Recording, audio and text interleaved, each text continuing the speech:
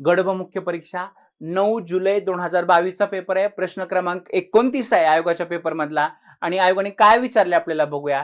मराठीत कोणत्या प्रत्ययांना चरम प्रत्यय म्हणतात? चरम शब्दाचा अर्थ आहे अंतिम, शेवटचे, फायनल, ज्यांच्या पुढे दुसरे प्रत्यय लागत नाहीत.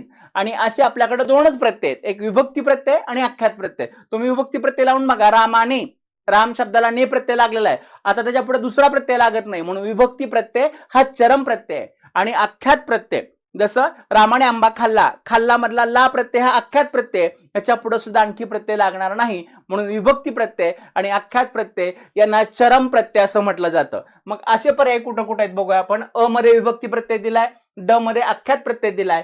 हा तद्धित प्रत्यय जो आहे तो चरमेतर आहे, त्याच्या पुढे आणखी प्रत्यय लागतात. गुलाम शब्दाला आपण गिरी प्रत्यय लावला, हा तद्धित प्रत्यय, गिरी प्रत्यय. तर गुलामगिरीने, गुलामगिरीचा, गुलामगिरीला, गुलामगिरीत, या पुढे आणखी प्रत्यय लागतात, म्हणून हा चरमेतर आहे.